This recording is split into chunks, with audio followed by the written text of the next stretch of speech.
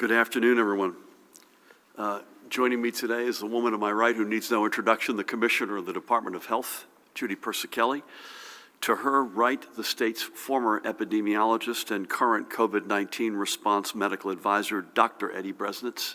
Eddie's with us most Wednesdays these days. Great to have you both, as always. The guy to my left, who needs no introduction, the Superintendent, I was going to call you a commissioner there, Pat, the Superintendent of the State Police, Colonel Pat Callahan. We have Jared Maples, Director of the Office of Homeland Security and Preparedness, Paramount Garg, Chief Counsel, and a cast of thousands. Before we get in today, a couple of notes to the side. Number one, I want to give a shout out to a very dear friend and an old friend and former colleague, Mario Draghi, who has formed a government and is now the Prime Minister of Italy. I think he's, if I may say so, the exact right guy at the right time for that great country. Secondly, we did a couple of events over the past 24 hours or so that I think have huge impact potential, in some cases in the here and now, and in some cases over time, to different parts of communities in New Jersey. One is yesterday we announced that we had taken $94 million that came back to New Jersey from the Regional Greenhouse Gas Initiative, $94 million, plus another $45 million from the Volkswagen settlement that was New Jersey's, and basically bought a ton of municipal big equipment, all of which is electric. And then, if that weren't enough, put some money in the street to invest in charging infrastructure. So we were in Newark yesterday with the great Mayor Ras Baraka, and we had a huge electric garbage truck right behind us as an example. You can go on the nj.gov website, Mahan, I believe that's it, nj.gov, and you can find the list of the amount of equipment and the number of communities that are getting electric heavy-duty equipment and electric charging infrastructure. Really, really a special announcement. And then separately this morning, thrilled to be in Camden, announcing with the Commissioner of the Department of Transportation, Diane Gutierrez-Scacchetti, and elected officials, Mayor Frank Moran, Senate President Sweeney, Congressman Donald Norcross, many others, that NJ Transit and the state are going to invest $250 million into the Walter Rand Transit Center, which is a really important center because it's basically the gateway to South Jersey. It's got about 24 bus lines that go in and out of there every day. It's got the River Line, which is the light rail important line from Trenton down to Camden. It's got the Patco connection into Philadelphia. And there's enormous potential. Walter Rand was a big deal, a Camden native, assemblyman, senator, really one of the fathers of infrastructure, the Transportation Trust Fund. This is going to transform the infrastructure in and around this transportation hub, and Camden will be a big winner. The region, frankly, will be a big winner.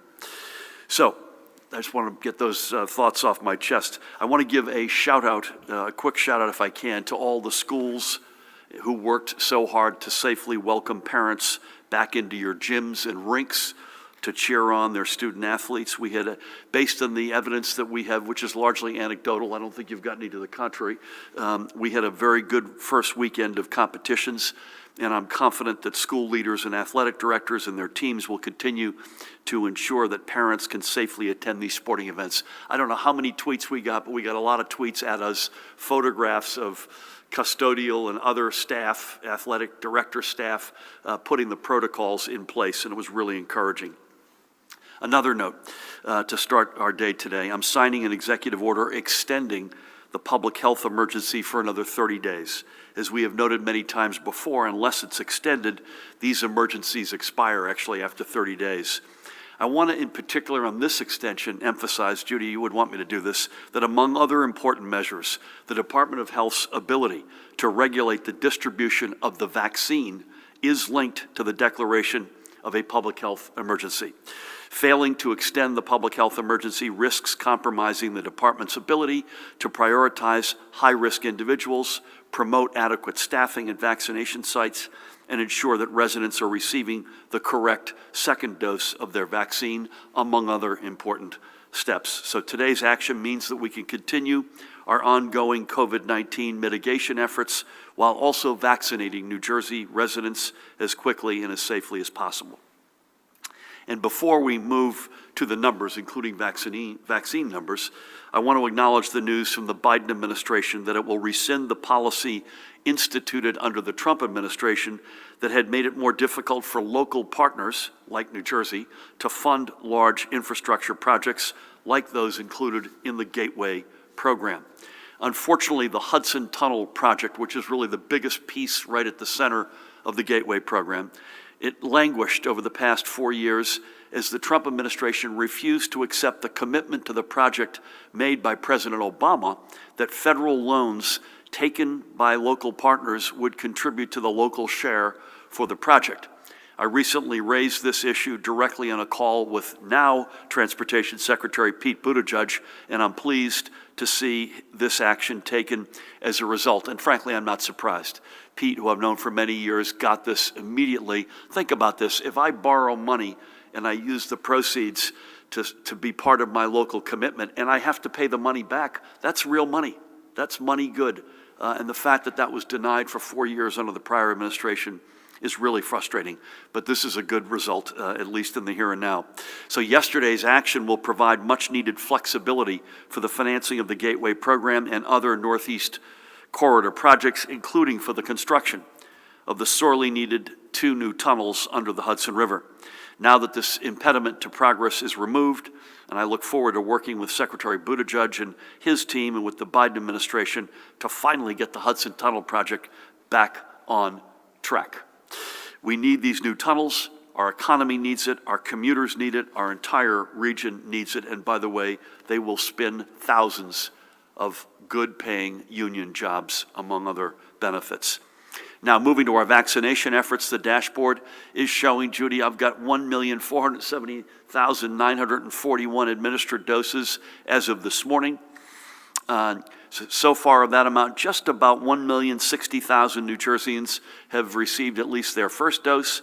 Cracking the 1 million dose threshold was a significant accomplishment, and as of this morning, more than 412,000 New Jersey residents have also received their second doses and are now fully vaccinated. Each day, these numbers move upward by several tens of thousands. It is consistent progress. We know there remain many, many residents who want to be included in these numbers but aren't yet because of the scarcity of appointments due to the scarcity of vaccines. We hear you and we understand your anxiety. We remain committed to doing everything we can to improve the platforms available for scheduling your vaccination appointment, and we remain committed to working with the federal government to receiving every single dose we can and then maximizing those doses. We will get there. There's just no question in my mind, I think collectively in our minds. Every single New Jerseyan who wants to be vaccinated will be vaccinated. But at the moment, with only 2 approved vaccines currently on an emergency use basis at our disposal, we all need to continue to be patient as doses continue to roll out. And again, we will get there. I spoke to a union leader this morning, a dear friend of mine. We haven't heard one bad case for why certain populations that are not currently up to bat should be up to bat. So everyone is making a very credible case on behalf of their colleagues, regardless of who you might be or which community you might be in. Remember one thing that I think, Judy, slips beneath the cracks too often. If you're under 65 and you have a chronic health condition, you are right now up to bat. You are eligible to get a vaccine. Whether you're an educator, a transit worker, a longshoreman, a retail worker, regardless of who you are, if you've got a chronic condition, you are eligible right now. So, in the meantime, in addition to getting more and more vaccine supply and getting more and more administered in shots in arms, we must encourage everyone to continue to practice social distancing, to keep wearing their face masks. I've now graduated to 2. Especially when I'm inside. And by the way, face masks, period, especially when you're indoors where it is required, except when you're either eating or drinking. And we want folks also to continue to use common sense. I know it's the basic stuff that we've been preaching from day one, but the basic stuff is still the hand we've been dealt. Remember, we cracked the back of the curve in the first wave without a vaccine because we did that basic stuff by the millions in this state. We need to continue to do that, and then if that weren't enough, we've got the vaccine. And that's going to help us crack this even further. And even if you've, by the way, recently, Eddie, unless you disagree, even if you've recently received a vaccine, it is still just as vital that you continue to do these basic things as well, as it takes time for your body to build up the defenses and to work with the vaccine. As we noted here last week, we continue to encourage residents to get tested. Testing remains a vital tool at our disposal, just as vital in many respects as the vaccines, to helping us get the data we need so we can make fully educated decisions on reopenings and potentially relaxing other restrictions, or even where we may need to head in to stamp out a potential hotspot. And aside from testing and following the routines that we have all made part of our daily lives, we would encourage you to download the COVID Alert NJ smartphone app, which has just received a significant update. In addition to more efficient data presentations within the app is now also available in 10 languages beyond its initial rollout in English and Spanish, and is now more accessible for speakers of Arabic, Chinese, Gujarati, Haitian Creole, Hindi, Korean, Polish, Portuguese, Russian, and Tagalog, all languages we hear across our state. So again, we ask you to download the COVID Alert NJ app and add your smartphone to our fight against the virus. One more reminder before we get to the overnight numbers, and that is that the application window for small businesses to apply for the New Jersey Economic Development Authority's Small and Micro Business PPE Access Program is now open. And this is for businesses with up to 100 employees. Through the PPE discount program, participating small businesses could save up to 70% on purchases of personal protective equipment for their employees and customers from participating vendors. In the PPE discount program's initial run, roughly 9,000 small businesses collectively saved more than $7.6 million. We want to ensure that more small businesses avail themselves to these savings. And again, if you participated in the prior PPE discount program, you don't have to do a thing to rejoin. You're automatically eligible for this round of savings. Business owners who need to apply should visit that website, covid19.nj.gov/PPE access. And once your business is approved, the discount will automatically apply to your online order, so there is no need to keep receipts or submit paperwork. The PPE discount program is just one of the ways the EDA has stepped forward to help our small businesses weather the pandemic. It has also released hundreds of millions of dollars in direct grants and loans to literally tens of thousands of small businesses and nonprofit organizations.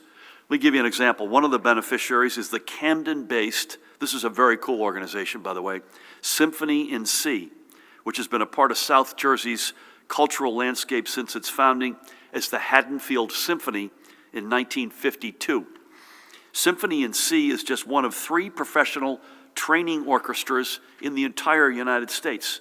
Ensembles which prepare musicians and conductors for careers in the fine arts through performance, educational research, and professional development programs. Pat is a graduate.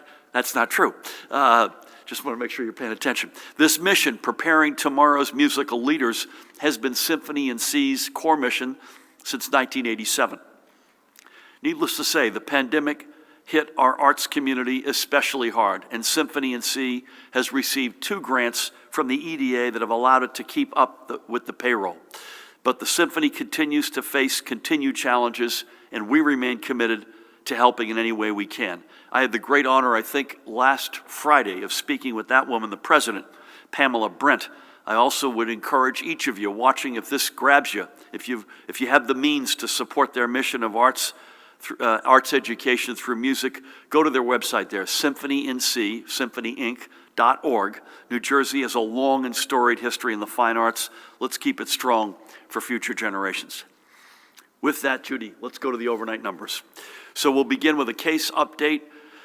4,495 positive test results. These break down into 3,786 positive PCR tests and 709 presumed positive rapid tests. The percent positivity, this was a low day in the number of tests, 18,800 835 recorded on Saturday was 10.8%. Again, we tend to have lower number of tests on the weekend. We think folks are getting tested on the weekend for a reason, maybe that they've been exposed or they're symptomatic. And either way, that positivity rate, which Judy had been really hovering in the 7 to 8% range for the past number of days, is up a little bit. Rate of transmission, 0.91, also up slightly. In our hospitals, as of last night's reports, a total of 2,370 were being treated. 2,203 of them were known COVID positive. 167 were awaiting their test results. Intensive care, 411 beds filled, 309 ventilators in use. These numbers, it's unmistakable, all continue their recent downward trend, which is a very promising sign. I know you're going to talk about variants, but obviously that's a wild card that we're watching like a hawk. Yesterday, 301 live patients were discharged, 353 were admitted, and at the risk of comparing apples to oranges because they're not confirmed, 42 in-house fatalities. But we can say with a heavy heart that we are reporting another 92 confirmed losses from our extraordinary New Jersey family due to COVID. Our total confirmed deaths, you can see, is 20,343, and we must also include the 2,289 probable deaths. When you add that up, it's a staggering 22,632 losses of life. To ensure that none of those we have lost ever becomes a mere number, let's honor the lives of 3 more of the proud New Jerseyans who we've recently lost. We want to begin today by remembering Michael Mickey Beard, a resident of Kearney and Waretown. Mickey, as he was known, was a gifted athlete who was a 4-sport varsity letterman at Kearney High, a sporting legacy that earned him induction into the Kearney High School Hall of Fame in 1994 for soccer. After earning a degree in public health from Montclair State University, Mickey embarked on a career as a sanitation and environmental technician with the Kearney Health Department, a job he remained dedicated until his retirement in 2008. Mickey leaves behind that woman right there, his wife Diane. I had the honor of speaking with Diane on Friday. She also was COVID positive, but had a much milder case. And by the way, I believe I'm right. She'll correct me if I'm wrong. That picture is from their renewal of vows in 2009. They were married for 39 years. Mickey also leaves behind his daughter Caitlin and her husband Mark, and they tragically lost their son Ryan. That is, Diane and Mickey lost their son Ryan in the year 2016, and we now know that dad and son are reunited. Mickey's also survived by brothers Jack and Billy and their families, and also by his mother-in-law Rosemary. He was a Jersey original. His last words to Diane as she was leaving were literally, and I quote, "Don't be knuckleheads. Don't be knuckleheads." Bless him. We thank Mickey for a lifetime committed to his hometown and to our state. May God bless him, watch over him and his family. Next up, we recall Kevin Brophy, who passed away on February 3rd at the age of 73. He was a Queens native who called New Jersey home for the past 46 years. Why Jersey, you may ask? The reason for leaving New York for our side of the Hudson was his marriage to his wife, Mary, in December of 1974, which led to their move to Clifton to start their family. After nearly 20 years in Clifton and another 17 in nearby Wayne, Kevin and Mary retired to Manasquan in 2006. Only fitting that it was Manasquan. They first met in Manasquan, so theirs was a true Jersey Shore love story that came full circle. Kevin was a successful businessman in the field of healthcare finance, but among his family and friends, he'll always be remembered for his Catholic faith and his Irish warmth and wit, his love of the New York Yankees and the New York Football Giants. He was a Giants season ticket holder for many years, and his love of family, especially his grandchildren. He is survived by his wife, Mary. I had the great honor of speaking with her again on Friday. Judy, she's a nurse. You'll be happy to know. She also had COVID, but again, much milder.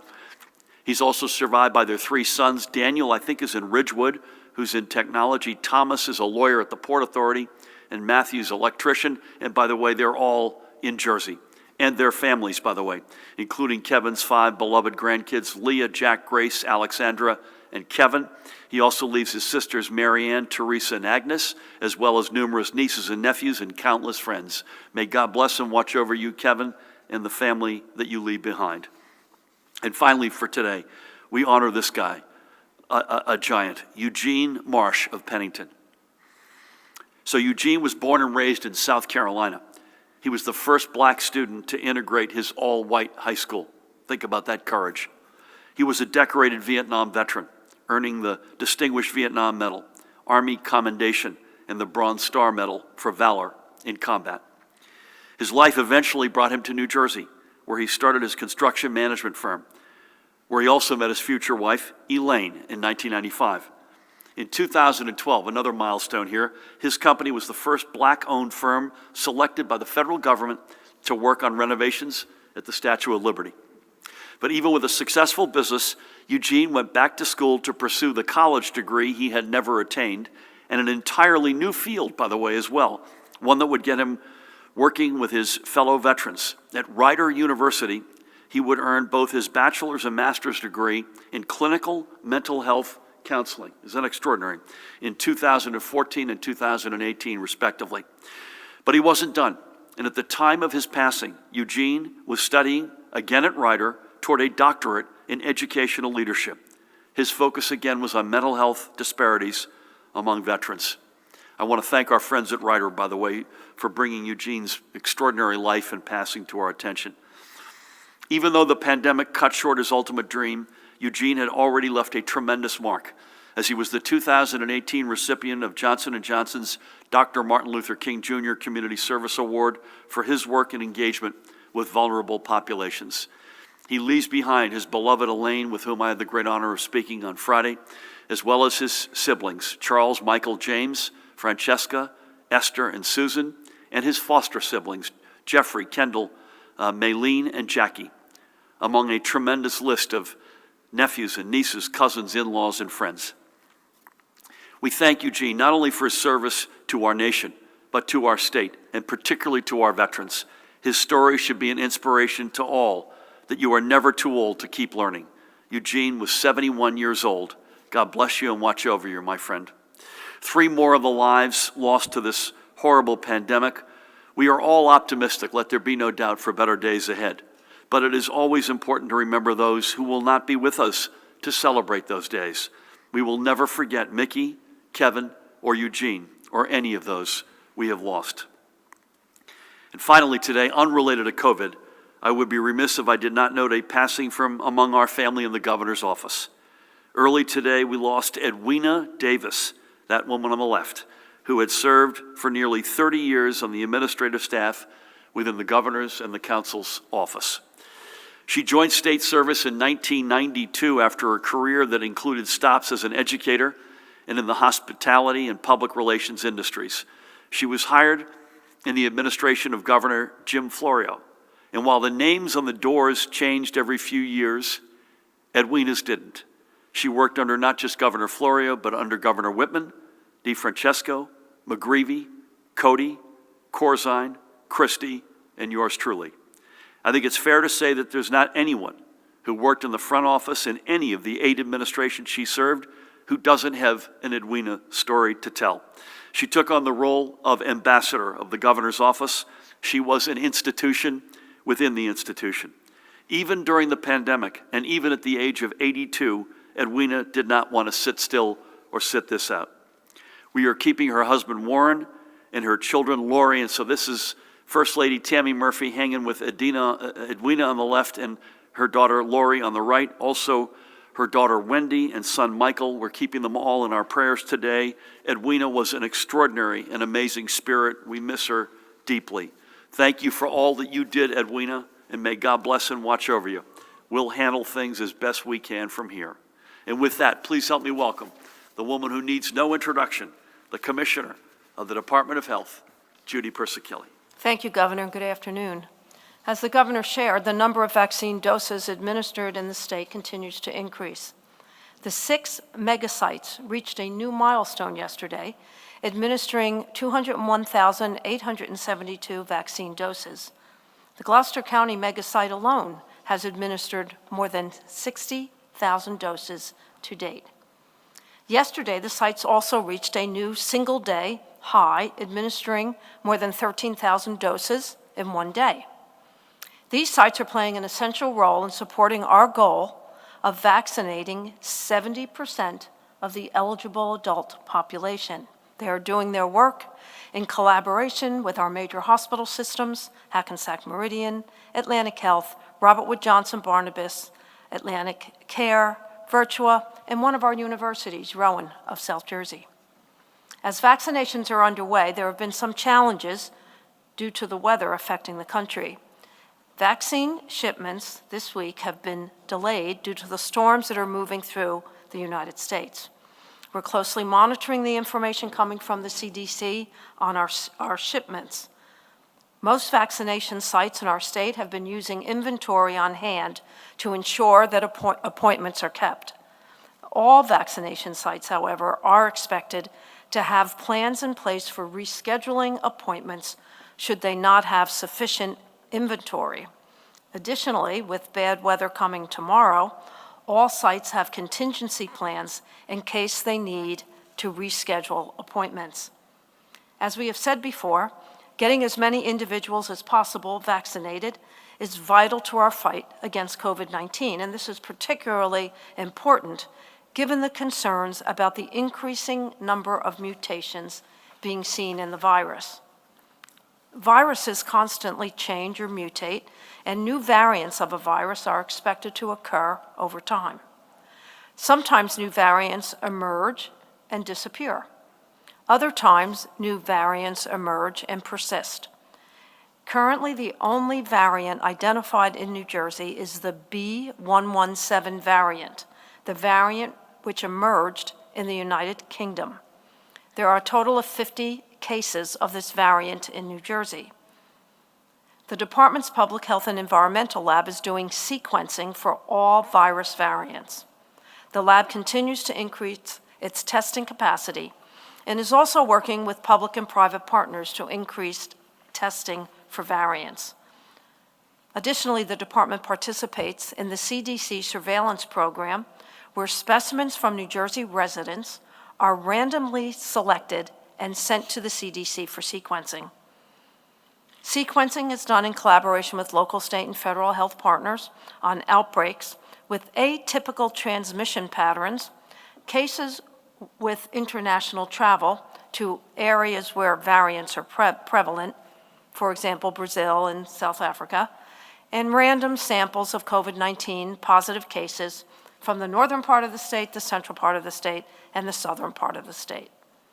The department also receives specimens from some commercial labs when their routine testing is suggestive of a variant. Other commercial labs are working with CDC, and there are other labs in our state that are doing sequencing, including Princeton University, Hackensack Meridian Health right now, and Rutgers University. We pay attention to any changes that may increase transmissibility, increase severity, or show resistance to the vaccines. That is why we work to identify and track variants.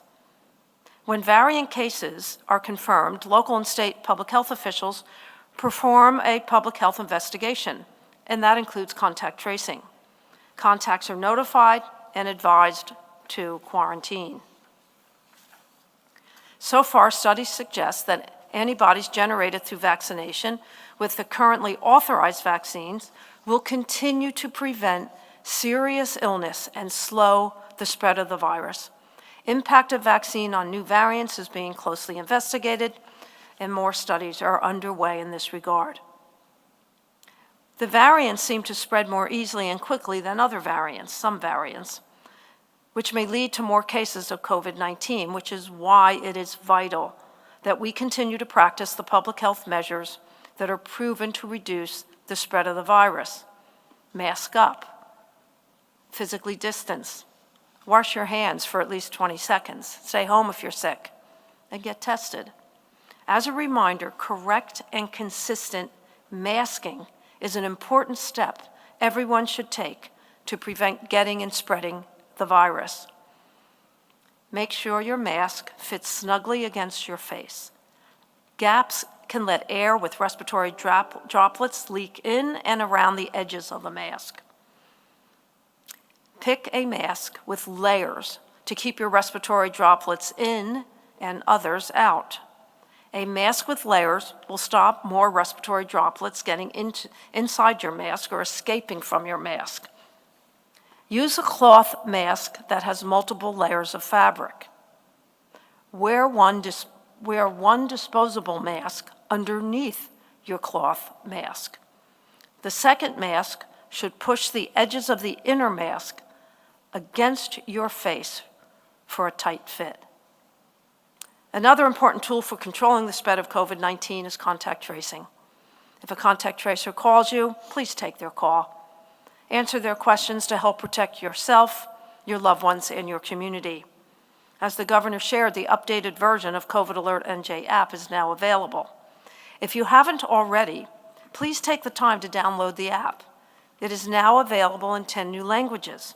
The more individuals who have the app on their phone, the more valuable the app is in our fight against COVID-19. So moving on to my daily report, as the governor shared, our hospitals reported 2,370 hospitalizations, with 411 of those individuals in critical care. 75% of the critical care patients are on ventilators. This is the lowest census we have had since mid-November. There are no new reports of multisystem inflammatory syndrome in children since the 15th. On the 15th, we reported 4 new positive cases. There are 92 cumulative cases in the state. And the children affected have either tested positive for COVID-19 or have had antibody tests that were positive for COVID-19 exposure within 4 weeks prior to their symptoms. One of these children is currently hospitalized. Fortunately, there have been no deaths. The breakdown of race and ethnicity of these cases is as follows: white 23%, black 24%, Hispanic 41%, Asian 5%, and other 7%. The governor reviewed the new cases and deaths reported. In terms of deaths, the breakdown by race and ethnicity is as follows: white 55.6%, black 16.6%, Hispanic 18.9%, Asian 5.1%, and other 3.8%. At the state veterans' homes, there are no new cases among our residents. At the state psychiatric hospitals, there are no new cases among patients. However, and sadly, there has been 1 death related to COVID-19 complications among staff. That individual had not been working since December 21st. The percent positivity in the state as of February 13th is 10.8%. The northern part of the state, 11.57%. Central part of the state, 10.07%. And the southern part of the state, 9.95%. So that concludes my daily report. Stay safe. Continue to mask up. Double mask. Social distance. Stay home when you're sick. Get tested. And remember, for each other and for us all, please take the call and download the COVID Alert NJ app. Thank you. Judy, thank you. One minor point in the question I'd love to throw to you and Eddie. First of all, folks, don't travel to Brazil and South Africa right now. I couldn't be clearer about this. Frankly, don't travel, but don't go to those 2 countries. Please, there should be no travel to or from Brazil or South Africa right now. I'm sure someone will yell at me for that, for the consul generals from either of those countries who are good friends. Eddie or Judy, I was in Camden this morning, as I mentioned, having a very good conversation about COVID, vaccine, progress, et cetera. And I didn't make this sort of a definitive statement, but I said to a couple of the folks down there, but for the variant, I think we would be planning right now a much more, I'm going to use the word aggressive, but a much more fulsome series of steps to reopen over the next few weeks. But the variant sort of hangs over our head. We know it's more easily transmitted. We know the vaccines still work against, to your words earlier, I think, against severe illness and death, but they work less well than they do against the main virus. and the science is incomplete. So it's not just a question of we don't have clarity. I don't think anyone in America does right now on how much hold it will take and its impact, but also the science associated with it continues to be incomplete. Would you quibble with any of those observations, and would you, or Eddie or Judy, would you add anything to that? No, I think that's accurate. I think the difficulty here is making policy decisions when you don't really know what's coming. And when I say what's coming, I'm talking about the incidence of disease, and the burden of disease on the healthcare system and on everyone. So the trajectory's been really tremendous in the last month. It continues to go down in terms of cases reported, in terms of hospitalizations, ICUs, and everything. And even with the increasing prevalence of the variant, particularly the one that we're seeing in New Jersey and mostly in this country, which is the B117, which seems to be actually perfectly resistant, if you will, or sensitive to the vaccine. And we're not really seeing that the vaccine's less effective against that. And as long as we continue to do everything we've been emphasizing, over the last year, Judy mentioned them in her remarks, and at the same time increasing our vaccination rates, we're going to continue heading in the same direction. And I think at some point, those decisions about loosening the restrictions still have to be made, even though we're concerned about the variants, as long as we're monitoring them, as long as our surveillance system is robust and we continue to do the testing and the sequencing. At the same time, being ready to stop and reverse course if necessary, and which is really what you've done over the last year. I mean, going backward is something we've tried to avoid like the plague, no pun intended here, and we want to continue to try to avoid going backward. If we had to, we would, obviously.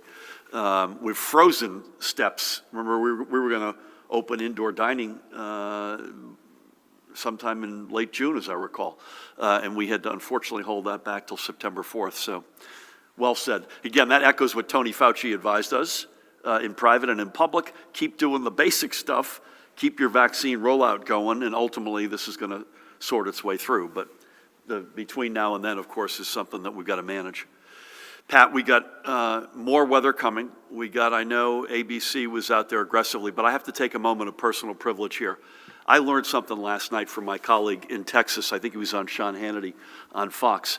Because we looked down and they had, I think, 3 million outages, something like that in Texas. We had 13,000. Clearly the storm was less brutal here. And by the way, we don't wish any ill will to the great folks in Texas. In fact, we've got relatives in Texas, so we wish them nothing but the best. But I'd stupidly, since I've been in this position all along, have thought that it was, why do you get power outages? I thought it was overgrown vegetation, it was ice and snow and high wind.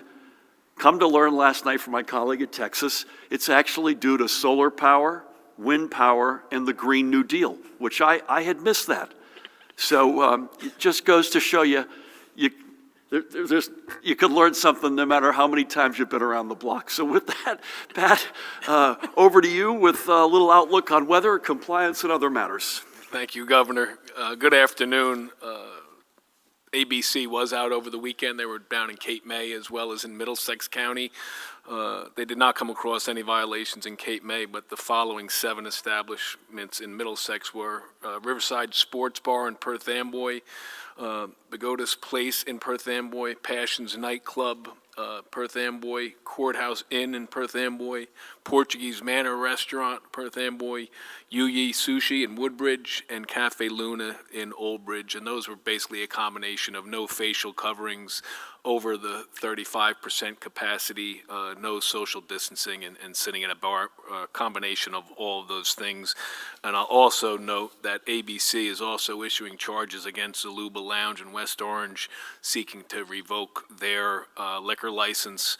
I went through them this morning. That establishment has been cited 28 times for EO violations, and because of that establishment's repeated noncompliance and egregious behavior, ABC is seeking to revoke their liquor license. And with regard to the weather, Here we do go again. I'll be on a call with the National Weather Service and our county and state partners this afternoon. It looks like that typical Jersey storm where that rain snow line is north of the center of the state, upwards of 8 inches. Some models are calling for a little bit more, and then below a wintry mix somewhere from the 1 to 4 inches. It's going to be a sticky commute from what I understand from the timing, Governor. It looks like the commute is going to be upwards of an inch falling per hour tomorrow morning. So we're on top of it. I was on with Commissioner Gutierrez Scacchetti just right before I walked in here. We'll be ready for it, and just another weekday in Jersey. Gov, thank you. Thank you, Pat. Don't forget what causes power outages. That's right. Keep that in mind, those damn windmills. We'll man. tell Joe Pesky little Fiorelli things. A couple of things. ABC, and they don't telegraph when they're going or which county, but it's pretty clear by the list, and we heard this before in Monmouth and on Burlington, I know. They basically do a county strategy, right? When they go out and blitz it, they do it in a compact, which allows them to hit more places more easily, right? So that's number one. And folks, please, come on. I mean, most folks in most establishments are really doing the right things. We just need everybody to do it, and 28 EO violations ain't the way to get from here to there. And then lastly, on weather, I think we're almost, for our members, our brothers and sisters in the press, I'll be very surprised if we're not at the STEMC tomorrow morning in the Ford section of Woodbridge with Diane and you and Jared and me and probably Joe Fiordaliso. So we'll probably be tomorrow in a virtual mindset, and my guess is we'll be doing something first thing in the morning. The commute tomorrow looks like it's going to be messy, right? So, and your point is we've got this Route 195 sort of almost magical delineation in the state. So stay safe, folks. Ready.nj.gov continues to be the best all-encompassing website. And if you're taking a bus or a train on NJ Transit, I would go to njtransit.com to get your specific line implications. The other thing about this storm, it doesn't feel remotely as intense or as big as the one we had a couple of weeks ago, but it does share, at least at the moment, and I know you're going to get an update this afternoon, the characteristic of being a long storm. So tomorrow morning through sort of midday Friday, is that fair? That's correct, Bill. Yeah, and that's sort of that's an exposure that just by its nature, if you're on the line and it tilts more snow than rain, that's a pretty significant exposure. So in any event, stay tuned. My guess is we'll be gathering at the Storm Management Center tomorrow morning. My guess is if I had to predict, it'll be around 9 o'clock if I had to put a fine point on it. We'll be back here again, somewhat depending on the storm. So we're going to stay with our Monday, Wednesday, Friday routine. This is somewhat related to weather, but assuming weather provides, we'll be back here at 1 o'clock in person on Friday. Let's start in the back. Let's go relatively quickly because we got a full house here today. Please, ma'am. Hi, Lilo Stainton from NJ Spotlight News. Thank you Hey, for Lilo. Remembering Edwina. She was a special person. She was. Yeah. 3 questions related to the vaccine. Yesterday, Dr. Fauci told CNN that Johnson & Johnson will have considerably fewer doses available by April than they thought. Meaning the general public won't have access until mid-May or June, possibly even July, he said, or I guess President Biden said. How does that affect your plans to deploy that vaccine, particularly to harder-to-reach communities? Was that Johnson & Johnson you said? Yep. Okay. J&J. On a call, second question, on a call with governors, Biden administration said that they anticipated only a few million doses of the J&J vaccine when it is approved or gets the EUA. So fewer upfront and fewer and later, and a delay in delivery on the end. Can you provide some more details on that? Third question, are you concerned about changes in the timeline adding to people's frustration and the sense that perhaps public expectations around the vaccine rollout and supply were set too high? Thank you. Thanks for what you said about Edwina. I don't know that we've got a whole lot more insight. I mean, the feds are the ones that are dealing directly with Johnson & Johnson. Obviously, we're proud of the fact they're an iconic New Jersey institution. we had set out, and Judy, if I get any of this wrong, as I'm sure I will, you'll come in and correct the record. We had said our aspiration was 70% of our adult population within 6 months, which translates into 4.7 million people vaccinated. And I think we've said here a number of times, even putting aside the J&J reality, that the prior federal administration had left the cupboard a lot barer than they had indicated. The Biden team was making great progress, which is still very much the case. But that 6-month window still felt plus or minus right. I mean, I'm not sure we'd want to be held to a day, but it clearly feels like it's much more middle to back end loaded, especially when you add the J&J reality on top of Moderna and Pfizer already. As these folks, the experts to my right, will tell you, a more even cadence in that 6-month period is preferable, particularly when you've got the 2-shot vaccines where you've got to be, you've got to track that. But I don't know that we've got, and I'll defer to Judy if she's got more insights on this. I don't think the public expectation in New Jersey is too high, because I still feel like we're plus or minus, we still think we'll get there. Whether it will be, is there a window that really is realistically Memorial Day into the 4th of July till we get to the many millions more, perhaps? But we're going to do everything we can and find every dose that we can as soon as we can. I don't think the expectations are too high. There's no question there's a supply-demand imbalance. And there are lots of people who are getting their vaccines overwhelmingly come to us and say it was an extraordinary experience. Just it runs like a Swiss watch. You hear all these great stories. The problem is getting in the door. And that remains a problem. There's no question about it. Anything you want to add? I think it's important to note that we have about over 1 million people that have gotten their first doses. We have 2.5 million people pre-registered to get in line. So if you give us vaccine, and with the number of points of dispensing in New Jersey, we could easily get up to 3.5 million people vaccinated in a short period of time if we had the vaccine. And remember, the 70% is 4.7 million. So we would be pretty far along on our journey. You're in the neighborhood. And I think one of the points back to what Eddie said earlier, you've got a number of curves here that are going to begin to crash in each other. Better weather, the epidemiological curve, the variant wild card, vaccines racing to get out ahead of any variant fallout, all that. I'm going to predict April to June. A lot of stuff is going to come into real clear vision. Thank you for that. Dustin, real quick, ma'am. Real quick, when you say six-month period, when is your timeline starting? I think we've been in this sort of, and I would sort of say this is, we started sort of December. So I think it's it's Memorial Day, 4th of July window would be my guess. Eddie, please. It's I mean, it goes back and forth, but really it's hard to say how many doses we'll have. I think it's fair to say, though, that we haven't been counting our doses from the J&J vaccine, because we really haven't known what's going to be available at the time that there's likely to be an emergency use authorization. They're meeting next week. All the data that we've seen so far has been from the J&J's press release. So we actually haven't seen the granularity of the actual scientific data, and we're anxiously waiting to see that. It'll be a week from Friday. We expect to actually see the data posted online maybe Wednesday. And then I'm sure around that time, J&J will actually come out and tell us with the government of how many doses will actually be available and when, because they haven't said when they'll start to ship as well. But we never expected a lot of vaccine to begin with from J&J. One of you asked this and we didn't answer it, but there is tell me if you all disagree with this, and we got to keep moving here. J&J, if it is approved, if it is as safe and efficacious as the early indications or claims are, is a 1-shot vaccine with regular refrigeration.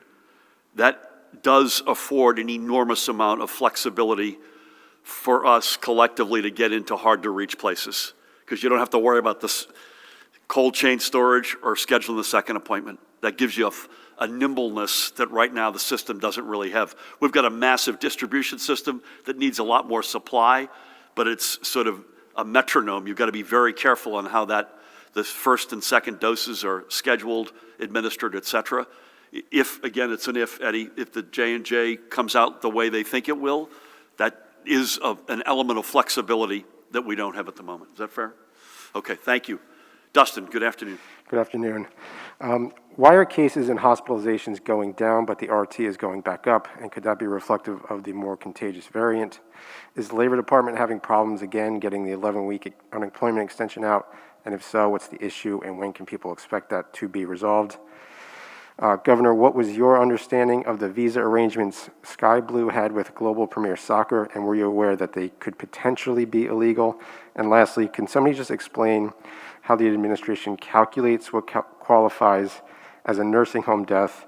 Specifically, how are nursing home residents who die at a hospital classified, and how can the public be assured that the administration is not undercounting?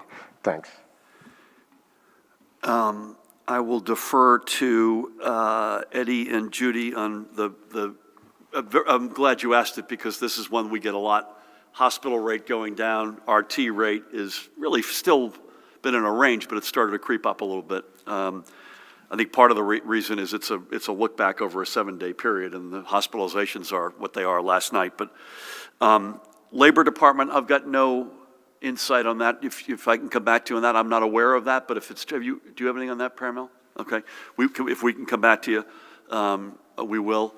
As it relates to Sky Blue, I saw the same press as you all did. This was a program, as I understand it, that was recommended to teams by advisors to the league. If I read the article right, I think 7 teams ultimately participated in it. I don't have a whole lot beyond that to add.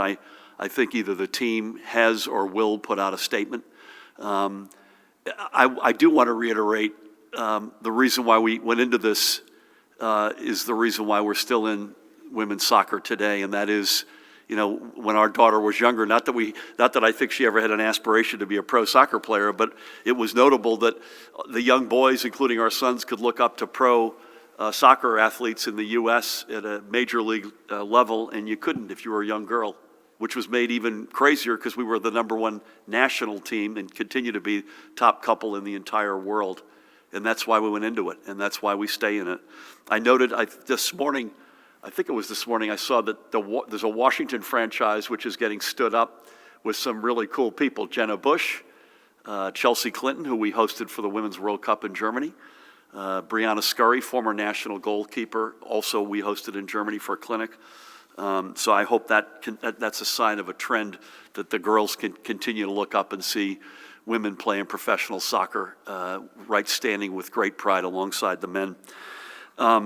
So any other observations on either hospitalizations coming down, RT up a little bit? I think it's due to timing lag, but also the last question Dustin asks, categorization of nursing home deaths.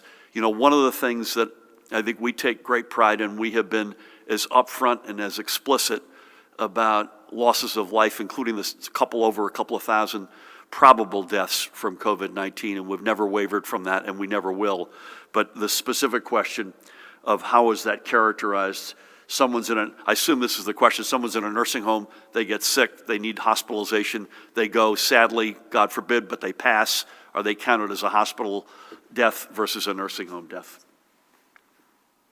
Well, the deaths are categorized by residents.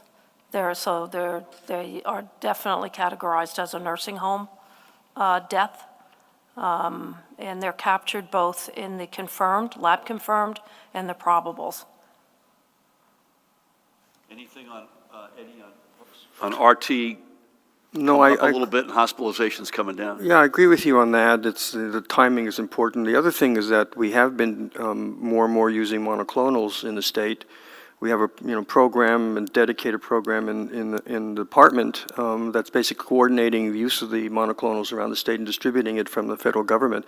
Now, what the extent of the impact is hard to really measure, but the use of the monoclonals are to prevent hospitalizations. And so that's going to contribute to some extent. Thank you for that. And as usual, Rob Sarangelo is watching, so Dustin, here's the answer he just gave to me, and I will give you the verbatim. There are no problems with the 11-week extension getting out. Certainly, there are people who got the 11-week extension added to their claim that had some other issue. Thank you for that. Thank you, Rob. Brent, good afternoon. Good afternoon. Sorry, hold on one second. Will you close any of the mega sites tomorrow because of the storm? And how would appointments be rescheduled? And what about rescheduling appointments at other locations that close? A new Pew study says all but 7 states have seen tax revenue drop because of the pandemic, and 6 of the 10 with the biggest drop have Republican governors. What does that say about the need for the $350 billion in state aid and the Republican claims of a blue state bailout? And lastly, what is the county-by-county breakdown for the new variant cases? On mega sites, I don't think we've made any determinations yet, unless Judy or Pat correct. I do know that Burlington and Morris are going to be closed tomorrow, Brent, and that the Somerset community-based site is also going to be closed. Other than that monster storm, we've kind of deferred to the site coordinators to make that determination. Thank you. Thank you for that. Hot off the press. I think folks should go to the website, covid19.nj.gov/vaccine, if there's any question about whether a site is open or appointments. Brett, did someone on my team slip you something to ask the question about the Republican governor states that had their, you said this, of the 7 that went down, the most, 6 of them were Republican governors? Of the 10 that went down, 6 are... 6 Republican. Listen, I would say, we've been saying, this is not to pick on them or not, but we've said from moment one that the need for state and local aid has nothing whatsoever to do with blue state, red state, legacy issues. It's keeping frontline workers employed, delivering the services that we desperately need in this hour of need. You know, firefighters, police, educators, healthcare, EMS, you name it. I don't have anything beyond that other than to say it's an American state challenge, and it's not purview to one party or another. Judy, I believe you do have the county by county UK breakdown, is that right? The breakdown is all B117 variants. Total reports: Atlantic 1, Burlington 4, Essex 7, Hudson 2, Mercer 4, Middlesex 4, Monmouth 4, Morris 4, Ocean 14, Passaic 2, Union 2, and Warren 2. I should know this. Is that on our website? I should know that, but I don't. Okay. I will let you- That's probably something at Mahan at some point in time. I hope it doesn't grow to a number that we feel that we have to, but that's probably something we should have out there. Thank you for that. Sir, good afternoon. A couple from News 12's Alex Sedan. Governor, as the data seems to be improving, what kind of reopening steps are you anticipating and when? What hospital admission, RT, or new case numbers are required to expand indoor dining, lift gathering requirements, or relax mask mandates? And finally, what is your reaction to the possibility of impeachment proceedings against Corrections Commissioner Marcus Hicks being introduced by the end of the week? If there is an impeachment trial in the Senate, will your chief counsel defend Commissioner Hicks if he will have to hire private counsel? Thank you. Thank you. On the first two, I think we've addressed this to some extent. I think if we continue to see, Judy or Eddie should correct the record here, but if we continue to see, especially hospitalizations, continue to drop, there's no question we'll take more steps to open up. I don't know what they are or when they are, but I will repeat what I said a short while ago. I think we'll be more cautious than we otherwise would have been absent the variants. And I think, you know, I would hope that we could take some steps sooner if we continue to see that. There's no one data stream that we look at. I think Judy and Eddie would back me up on this. There's a collection of data that we look at. And by the way, some folks have rightfully raised, could you do it in one part of the state versus another? We do that to some extent. I was with Kevin O'Dowd this morning, CEO of Cooper University. He coordinates from a hospital standpoint. He not only looks out over Cooper, but he coordinates the South. So Judy has broken that down into regions. In fact, we've broken it down into sub-regions for that. We clearly do that on school districts, where 99.9% of kids who are in public school or go to school in their town. So obviously there's a regional piece to that. I will tell you, I don't see in the near future, maybe foreseeable future, I do not see a step that we'll take that will lift mask mandates indoors. That is not in the cards anytime soon. unless you all see otherwise. I just don't see it. Now, obviously, you've got to take a mask off to eat or drink, which is why capacities matter in restaurants. I'll leave it at that. I've got nothing new to add on the last question as it relates to Commissioner Hicks. I know there were some really good, outstanding public servants who have stood on the right side of history who are passionate about this, and I respect them completely. But there are, if I may repeat, 2 ongoing real investigations. One of them is a criminal investigation overseen by the Attorney General. They've already made 3 indictments in that process, but they cautioned that it was ongoing. And separately, we have our own independent investigation. And that's run by a guy I know who's as smart and tough as anyone I know, Matt Boxer, the former comptroller for the state. We need to get to the bottom of exactly what happened, and that's what we're committed to. Thank you. Thank you. Andy, is that you? That is. I Good haven't seen you in afternoon. a while. How are you? Good. How are you? I'm good.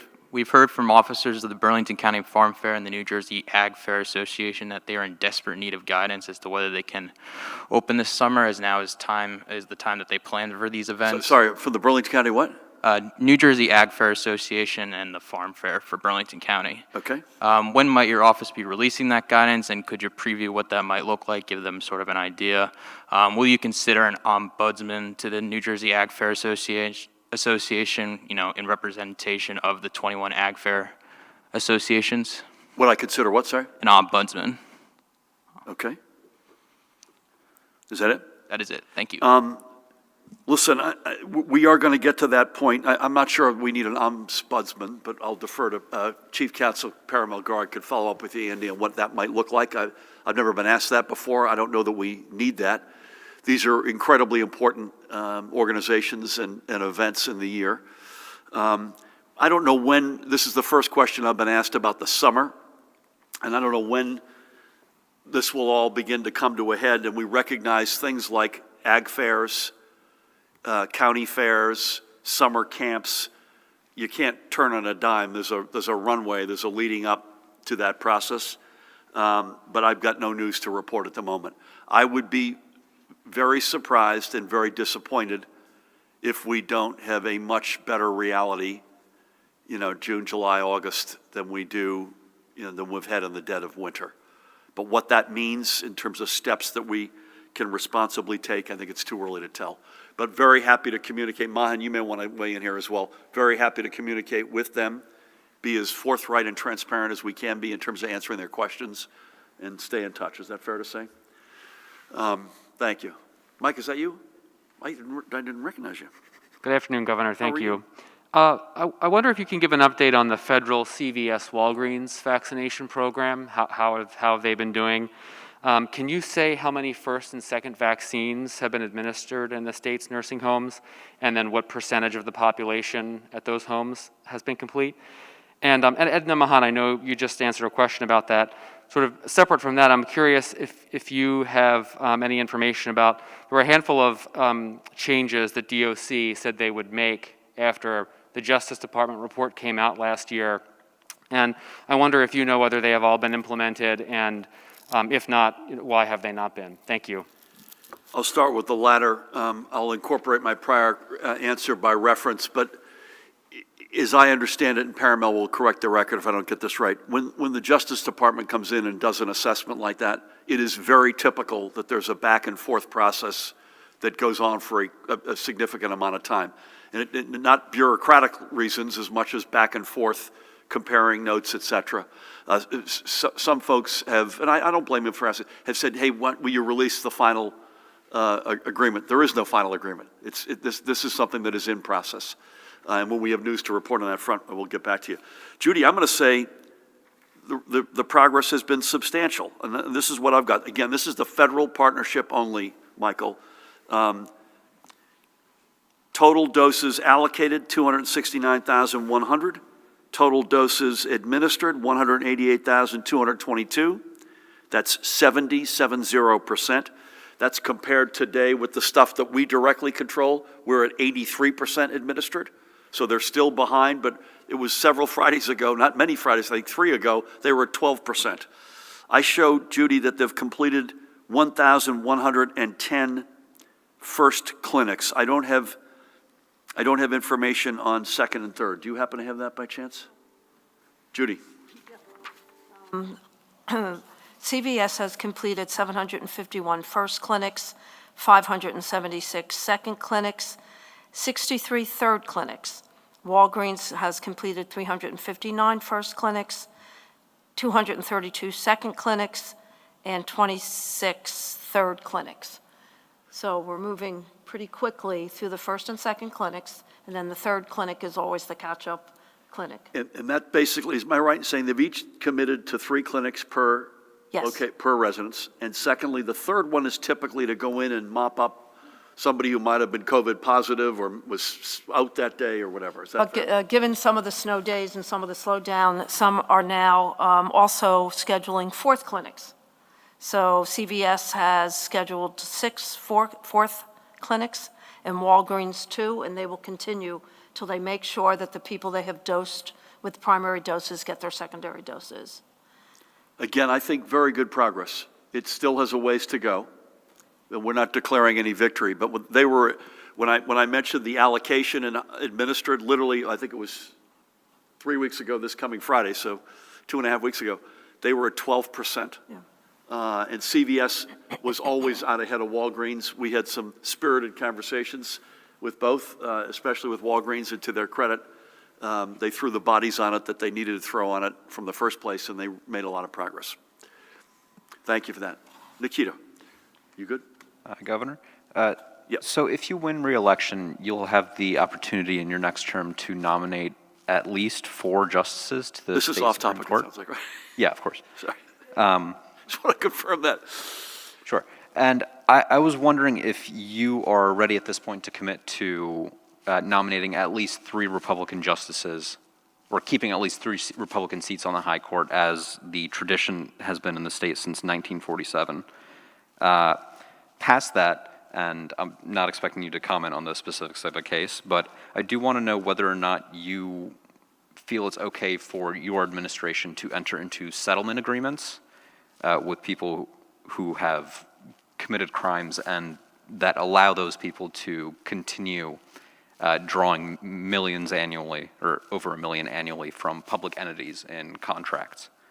And then lastly, the Senate Judiciary Committee yesterday advanced a bill on mandatory minimums. It's different than the old one, but it still includes official misconduct. I'm wondering if your thinking on that issue has changed at all. Yeah. Putting aside that I don't presume and assume getting reelected for 1 second, I'll always hope for the best and prepare for the worst and work my tail off, and I know the team will. Put that aside for a second. I don't have any comment about the 4 justices, therefore, I don't have any comment about the future. But I think if you look at our behavior in our first 3 years, in the way we've treated the tradition of the Supreme Court, you can expect that that approach will continue if we're lucky enough to get reelected. I've got no comment on the settlement question. I literally don't have any comment on that. Paramel, and you may want to have a conversation about that. I haven't had a chance to read the Senate Judiciary Bill, and as you know, I don't like to comment on stuff that is either not in our desk or we've not made a decision on. But my basic place is still where it's been, with great respect. I had a very good conversation with Paramel and former Chief Justice Debbie Ports a couple of weeks ago. We stood that commission up on sentencing reform. It was a broad, stakeholder-based commission. I thought they did an outstanding job. I still want to pursue the legislation. Some of it was executive action and order that we could have already pursued. Some of it legislation. I still want to pursue the legislation based on the recommendations and the spirit of the recommendations that came from that commission. Thank you. Dave, last but not least. Hi, Governor. So you have now become a 2-mask guy. I believe, Judy, you came in with 2 masks as well. You talked at length about a second mask. First of all, Governor, would you recommend that New Jersey residents now begin to wear 2 masks and possibly goggles? Because I know that COVID-19, you can become infected through your eyes.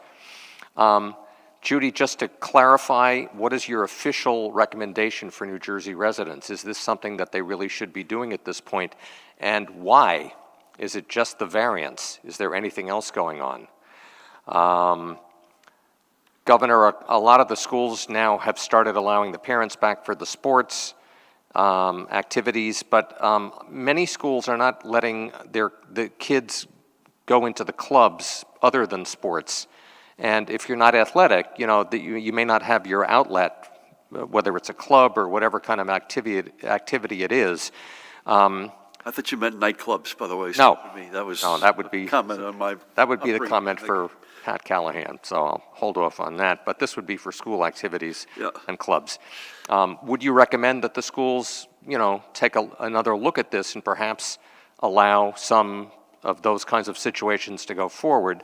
And finally, last week we talked about the variants, and the answer that we got was, well, there's only about 30 some odd, and they're all the UK, and it's not really, we're watching it, but it's not a big deal. A week later, you guys are now coming in double masked, and there's more concern being voiced about the variants. Can we get a specific breakdown? How many variant tests a day are we doing in the state lab? How many other labs in New Jersey or institutions, health groups, are doing testing?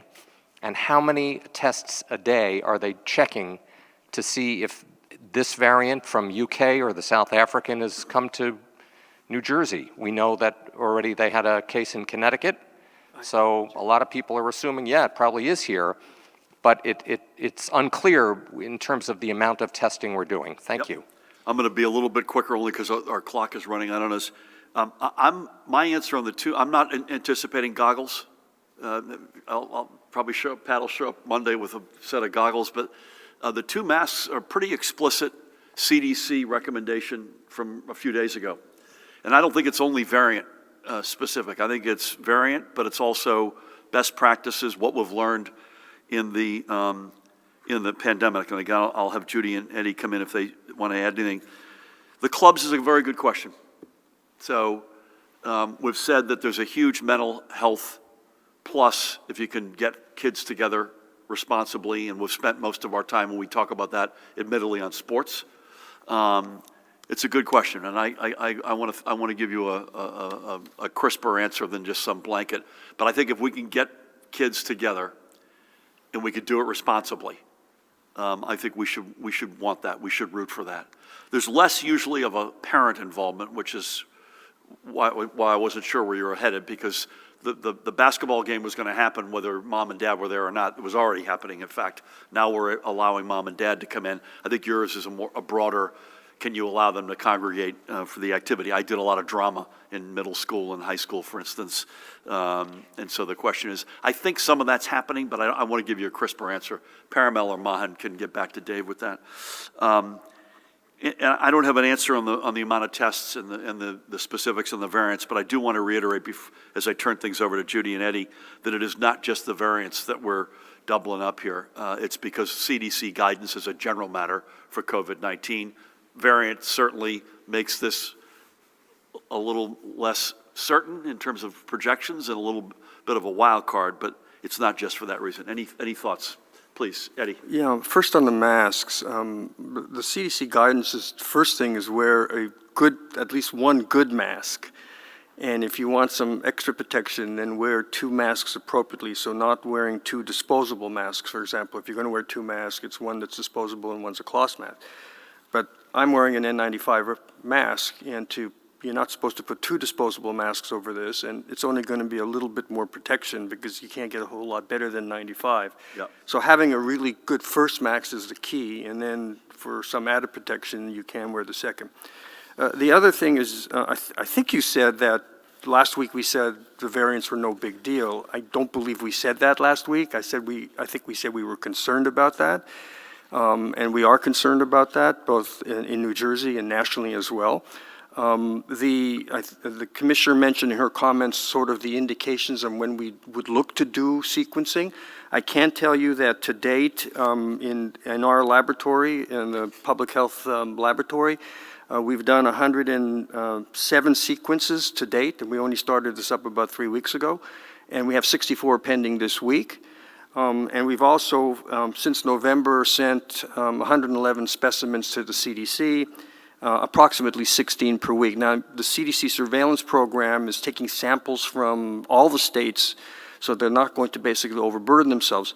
I can't give you the numbers on any private labs that are doing sequencing, so that's an unknown factor. They're doing some, as the commissioner mentioned. So there's a reasonable sampling that's being done of sequencing within New Jersey. You can't sequence everything.